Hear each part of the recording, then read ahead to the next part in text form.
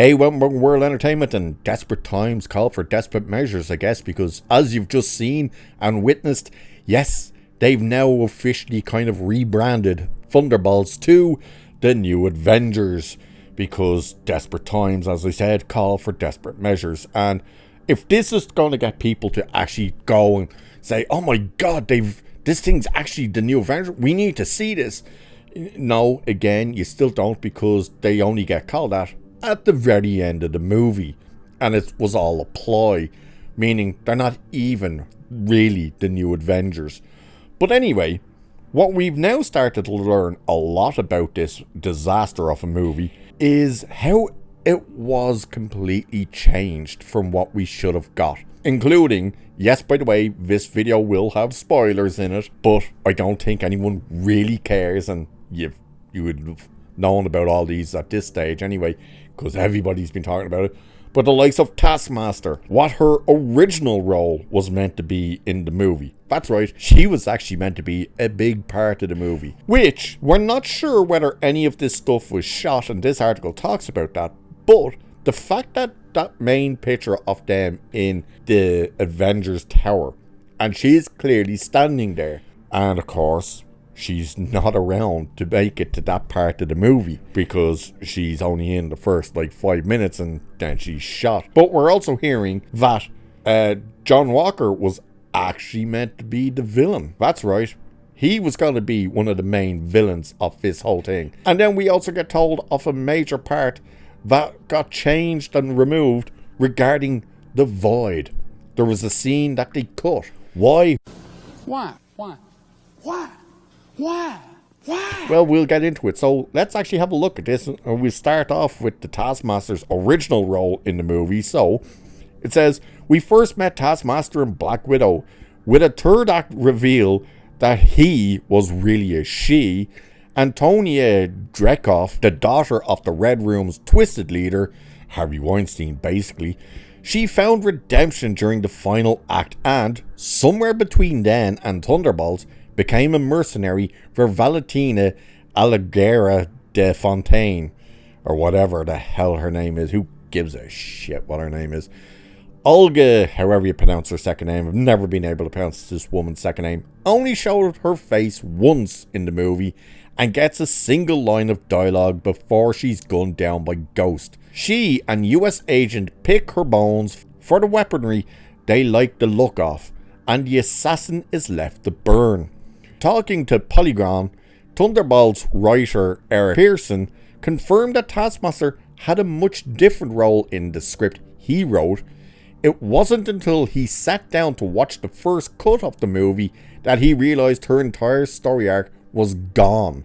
So think of that. This guy wrote the script, he wrote the story for the movie, handed it in, they shot it, he sat down to watch the first cut of it and went, where the hell is all this stuff I wrote?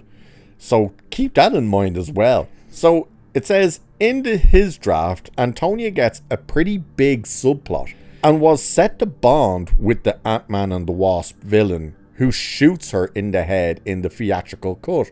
Persons felt they had a lot in common, saying, as people who'd grown up in labs and being controlled that way, and Ava, having won her autonomy earlier in the chronically than Taskmaster, was kind of big sistering her a little bit, in a way of how to break free and be your own person, he added. Also saying, I mean, everyone in there was suffering a ton of tragedy, but she was kind of the ultimate tragedy. In the old tragedy rankings, she was at the top, and the other bigger personalities, no one could get out of line, because no one could say, I had it worse than you. On the comedy side, she was struggling with her own memory loss stuff, and there was a gag where she just kept restarting the fight with John Walker and forgetting that they had made up and become friends. They would be discussing the plan of how to get out of the vault, and she'd just go off on him again, and they'd all have to big pile on each other and pull her off and be like, no, we know each other, we've had this conversation before, he continued, suggesting it might have been cut due to the similarity to Bob's own amnesia. As for why all this was cut, Parsons doesn't know, but it doesn't sound like any of this was shot.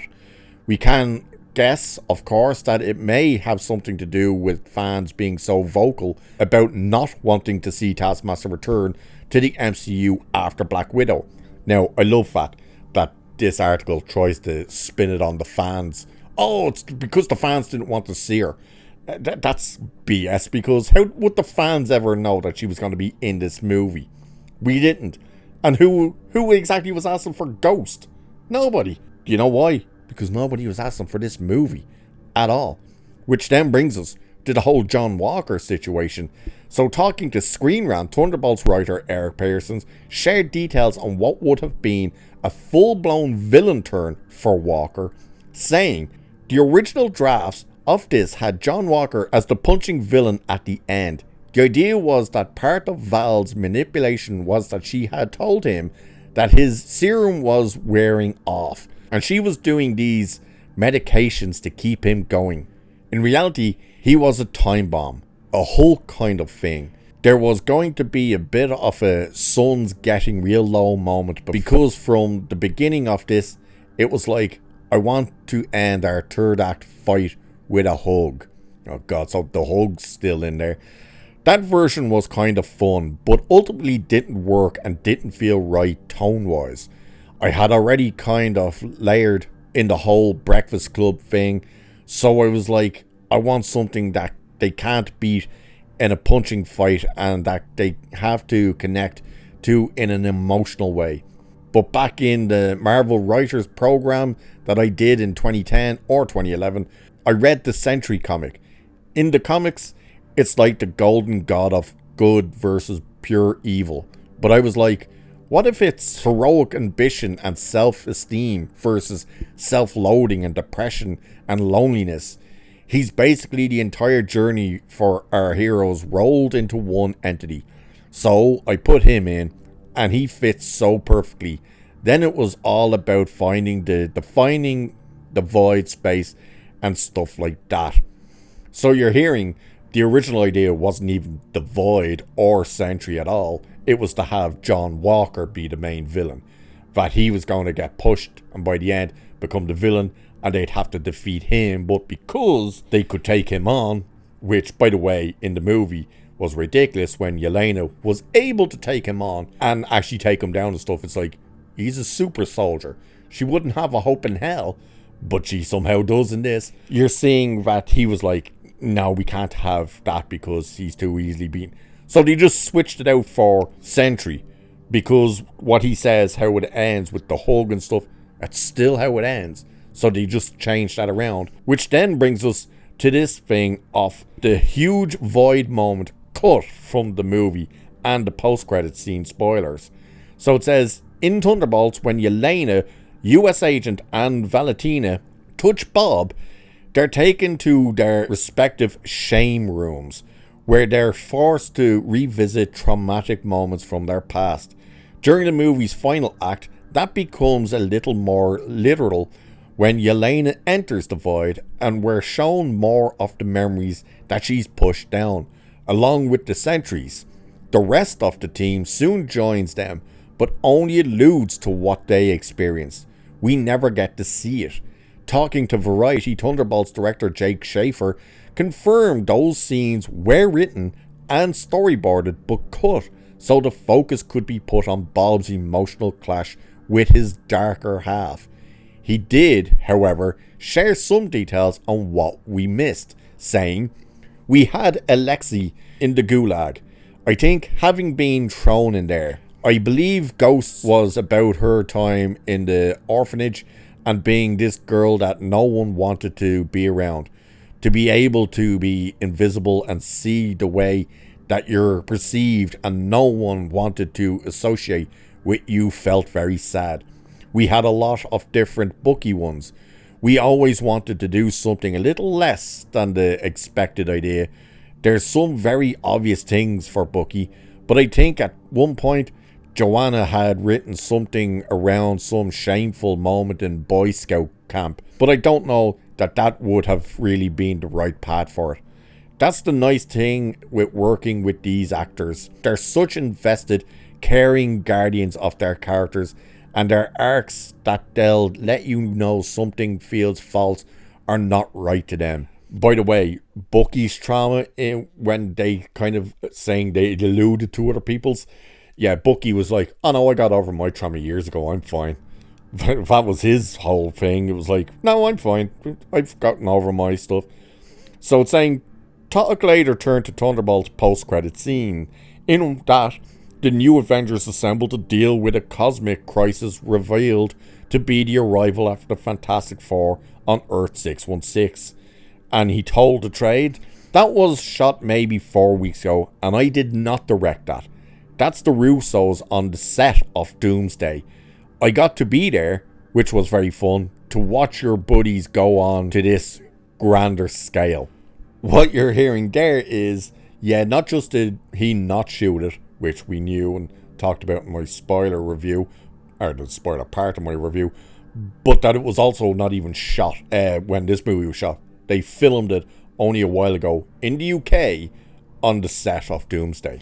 But then he's saying, is Captain America really suing them for using Avengers' name? And he said, we all worked on this scene just to make sure that it was honest to where our characters were. But also, you're giving them over to this whole new world, a new scope, and you want them to function in that way. It was fun to see them directed in another context and on a different level of scope than we had been treating it. Right. So, if you didn't know as well, yeah, the whole post scene before the Fantastic Four show up was that they're getting sued by Sam Wilson for the name of Avengers, and Red Guardians is basically, we'll call ourselves the New Avengers with a Z and all this crap. Either way, you're just hearing how much was removed. By the way, this is only 3 parts that I've spoken about. There is so much more that you can look up that they've actually removed or changed in this movie. So it just sounds like the making of this was a disaster as well, that you just didn't know what they were actually doing. And the fact that the writer sat down to watch the first cut of the movie and went, where the hell is all the stuff with Taskmaster? Hang on, did you just kill her off in the first 10 minutes of the movie? It's like, that's mind-blowing. But either way, it's a crap movie. It's now been rebranded officially out of pure desperation, it's clear, to the New Avengers. Yes, it's still called Thunderbolts, but the asterisk is actually standing for the New Avengers. And the movie's just, it's not performing, and this coming weekend will be interested to see what the drop-off is. So with that, I shall leave it there for this one. Like, share, subscribe, all that good stuff. Cheers, and I'll catch you in the next one.